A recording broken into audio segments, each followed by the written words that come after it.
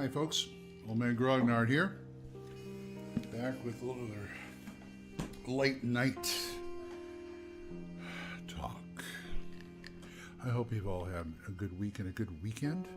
I've done a little gaming and working on some stuff, some podcast stuff, which is interesting.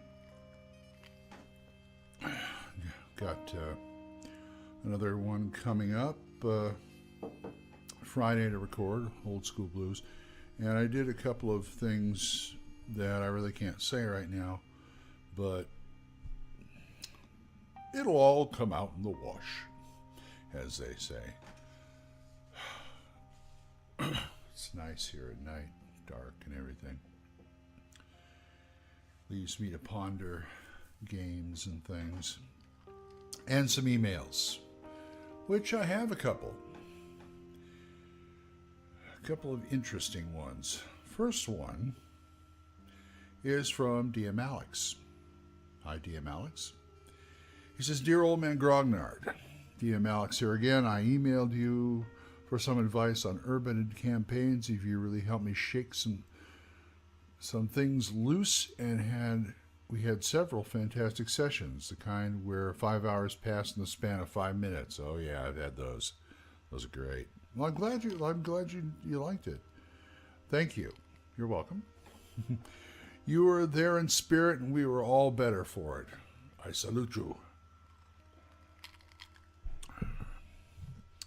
I am not only Old Man Grognard, but I am the most interesting gamer in the world. Usteko, my friends. Usteko. Anyway, I go on. Okay, enough of that, he says. Due to my players' action and choices, it looks like they're headed for the City of Brass. Help. I really don't want to rely on 3E material since I am a 2E guy, but the elemental plane of fire is new to me. Where can I go for old school material in this unique and interesting place? Thanks again, DM Alex. Thanks for writing, Alex. Well, right off the top of my head, I'm thinking of the module, A Paladin in Hell, which is a 2E module. Now, that's not the City of Brass, nor is it in the elemental plane of fire, but it's awful close. We're talking about levels of hell here, which can be way more dangerous. But it has the advantage of it was published in 2E, and if you can find a copy, PDF, however you can, more power to you. So I would look at that.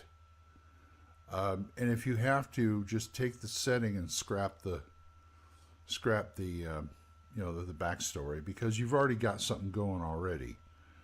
And I think that because all I know about the City of Brass is what I see on the 1E DMG. So you might want to check that out. That's about all I can offer you right now. And, well, actually one more thing. Judges Guild's Inferno, which maps, once again, the first 4 levels of hell, layers of hell. And like I said, it's not the elemental plane of fire, but it'll work. So try and hack one of those. That was DM Alex. And the second one we have here, which I was a little hesitant to read. Well, actually Alex's was hesitant to read because I had to sort of rack my brain a bit about that until I went, Paladin in Hell. Yeah. And this one is from Jerry McDonald. And he is referring to my more recent Old Man Grognard about RPG roadblocks. And he says, Good one, Glenn. When I was a kid, we ran Slave Lord series, well, most of it. I think we skipped A2. And my friends were aghast at the way A3 ended and A4 began. People panicked. Everyone wanted to switch to being a monk. I wouldn't let them, and they did go on into it with a game over mentality, but it was finish or die, which didn't leave them much choice. I skipped on the unarmed combat rules and let them use their punches and kicks like normal weapons. A punch did 1d4 minus 1, a kick 1d4. Well, that's pretty good. And for once, they found themselves truly thinking about all that was going on and something more than just killing creatures, taking treasure, and advancing in level. In the end, A4 in the Dungeons of the Slave Lords turned out to be the most memorable and probably the most successful adventure I would ever run. It truly was intense. I think everything has its limits, and tabletop RPGs are no exceptions. Sometimes our own shortness of patience makes it feel as if we're playing a video game on a very slow computer, which in turn can cause ruts to develop. Why do we keep doing the same things over and over again? I think it's because there's a risk involved, and time is valuable, and nobody wants to waste it on something which they may not pay them back for it. But, he says, as long as we can look back on all we did and see that it was in fact worth doing, I think that it makes anything possible, even politics, although that is a bit of a stretch. I'd say so too. Thank you, Jerry, for sending that. And it was an odd coincidence that I was reading something about It's a Wonderful Life on the internet this evening while he was saying that, because it's the first thing I was looking back on all your episodes. You've lived a wonderful life, George. And so that's the first thing I thought when I read that sentence. But as far as, it's nice you took the unarmed combat and actually used it as a tool to make the players think about something beyond their character's advancement. Anything that can get somebody deeper in their character's head or backstory or something like that is a good thing. I really don't know why more game systems don't have better unarmed combat rules. I mean, the ones that are geared towards that, they do, but I'm talking about, fantasy should have unarmed combat rules. It really should, especially D&D. But I can't find one that's really good enough. I always thought that everybody says, well, you punch for 1d2. Not good. 1d4, a little better. I would like to see an average of 1d6. Because that way you can use the 1d4 for real wimps. And for the guys with like 18 strength, you can actually bump them up to, say, a d8. D8 plus 1, maybe. And I think that would be better overall.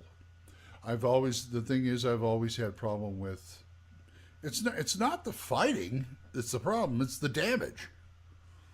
They want people to, I get this feeling, especially in 1E D&D, that they just sort of wanted to jury rig this because they wanted to put the emphasis on the weapons. So they gave everybody a wimpy damage for punching. And, so it kind of, I feel like it encourages people to pull out swords. And no, that doesn't always work. I don't want characters to pull out swords at the drop of a hat. One of my guys I listen to, I can't remember his name. I'm sorry, but he gave me the 6 fiction ideas that don't work in RPGs, and one of them was, I don't exactly remember what he said. He called it, but it's pissed off players. I should say pissed off characters. What it means is they think themselves so badass they won't take guff from nobody, including other player characters. Things never happen with a brawl with them. It's always like, I go up and slap him. Well, I pull my sword out and then I cut him in twain. No, that's not the way you run it. I don't care how battle hungry your character is. I don't care if you've had a bad day at work and you want to kill something. I can easily offer up monsters and stuff. But if you're in something like a tavern or a merchant shop or anything like that, and if somebody insults you, well, it doesn't really happen when somebody insults you. It's more like somebody lays a hand on you, even if they just like slap you or push you. In the real world, somebody does that, you're in a fist fight. At worst. At really worst, in certain areas, they pull out a gun and shoot you. But I'm not going to go there. I'm talking like normal, regular stuff. And I just don't understand why the rules can't support that, because you get these characters who just want to settle everything with their sword, and that ain't going to happen, man. Not in my game. If somebody does that to you, the character, when he pulls out his sword, I pulled out my sword and I go at him. Well, the other character isn't going to stand for that either. He pulls out his sword and starts going. This is no way of. It really bothers me when players play characters who do that. That they think they're so badass. That they don't take guff off anybody, no matter how low or high. I mean, even they'll do that to nobles, and they'll come back. Well, my character would do that. Yeah, and your character is going to get arrested and maybe killed right on the spot. How about that? Well, what do your character do now? Be a ghost, huh? That play kind of irritates me. They have no patience. They have no, but at the same time, the rules for hand-to-hand combat, most are atrocious if they're not geared for it. Things like Savage Worlds, Hero, GURPS, things like that. They're geared for that stuff. They got that in the rules. Yeah, you got weapons and stuff like that, but you also got people who throw punches, and fight. And I think more fantasy and other genre rules should reflect that. But that's my 2 coppers. Anyway, thanks for writing, Jerry. And if any of you fine people out there want to write me and have me answer some more emails at oldmangrognard@gmail.com. I will be around in the coming weeks, of course. I'm going to have some more reviews coming up. I want to do, as soon as I get it in the mail, I'm going to do the White Hack. I'm holding out for that. I may do a couple of oops ones. I've got a couple of old out-of-print things that I want to discuss. Like All the World's Monsters, I have all that. And probably one of the loopiest monster manuals I ever seen, the Field Guide to Encounters from Judges Guild. That's a whole story in itself. But anyway, it is time for me to go. So, like I said, oldmangrognard@gmail.com. Until next time, bye-bye.